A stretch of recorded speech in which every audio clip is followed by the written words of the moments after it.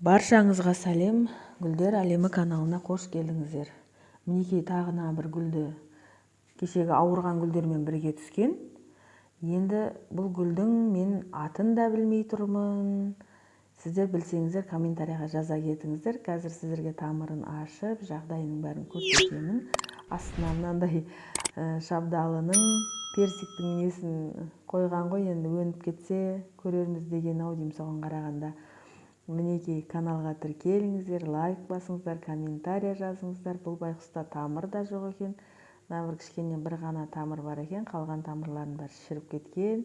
Сабағы шірімеген, бірақ жақсы. Мына жерлерден уже майда шүйда нелер оянып келе жатыр, буындар.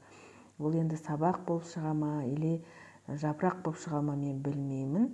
Өзім түсінбей тұрмын, қандай гүл, дифенбахия ма дейін десем. Жапырағы кішкентай. Дифенбахияның негізі жапырағы кішкентай түрлері де бар әрине. Бірақ енді білмеймін, танымай тұрмын онша. Егер сіздер танып жатсаңыздар, маған комментарияға жазыңыздар. Бұл гүлдің аты мынандай деп сіздерде бар болса, мен танымайтын да гүлдер бар екен. Мінекей. Мынау горшок чересшір үлкен, мынау өзі кішкентай ақ. Енді бұл ханым, бұл маған осы гүлдерін берген апайымыздың енді. В общем, ешқандай горшоктың астын теспейді екен, только гүл отырғызады екен. Топырақтан нашар, білмеймін не, қандай топырақ екен. Универсальный топырақтың да өзі негізі. Мынаны да мен қазір горшоктың астын әлі көрген жоқпын.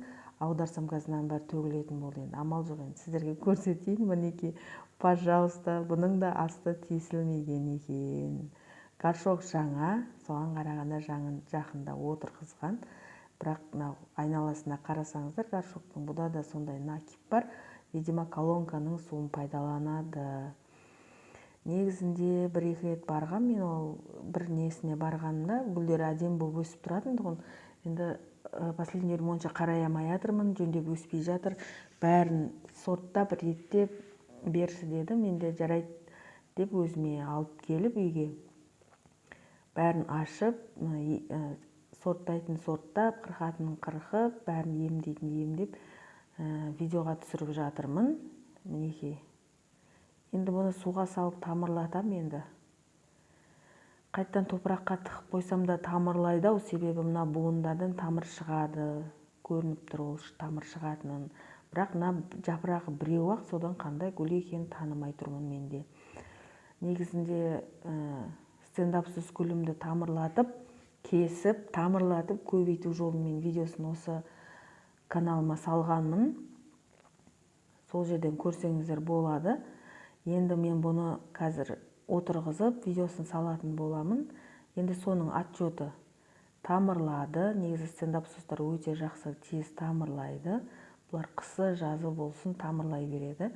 Өздерінің воздушный тамырлары болады. Сол воздушный тамырдан буынға жеткізбей кесіп алып, тамырлатсаңыздар болады. Мінекей өздеріңіз көріп тұрсыздар, не деген тамырлар ашып кеткен. Енді бұны топыраққа отырғызуға дайын. Мына кесілген жерден уже бір стрелка жіберіп, жапырақ ашайын деп тұр. Мына жақтарда да сондай, уже суда тұрып та жаңа жапырақтар ашқан. Мына кесілген жерлерінен мынандай стрелкалар жіберген. Енді тура сондай кезде менің де камерам бұлдырап кетеді.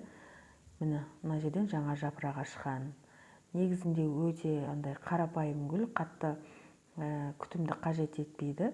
Шырмауық гүлдердің қатарына жатады бұл. Жаңағы ыдысқа суға салып, жаңағы атын білмей отырған гүлімді тамырлатып алайын. Егер де тамырлап жатса, дәл осылай сіздерге көрсететін боламын. Менің каналымды үнемі көріп отыратын ханымдар бақылап отырады. Ана гүліңіз өсті ма, мына гүліңіз тамырлады ма, мынаны осылай кесіп едіңіз ғой, не болды деп сұрайды. Сол үшін мен осындай видеолар түсіремін. Стендап сосын тамырлады. Енді бұны топыраққа отырғызамын. Енді мына гүлдің атын білмеймін, пока осылай тұра берсін. Тамырласа топыраққа отырғызамын. Басқа да мынау кішкене бүршіктері сабақтар шығып, бір солай өсіп жатса, сіздерге отчетін көрсететін боламын. Егер де отчетін көрсетпесем, значит ол тамырлаған жоқ, или өскен жоқ. Неге енді мына стендапсызды отырғызамын, пересадкасын Келесі видеомды күтіңіздер. Каналыма тіркелмеген болсаңыздар тіркеліп, лайк басып, комментария жазып, қоңыраушаны қосып қойыңыздар.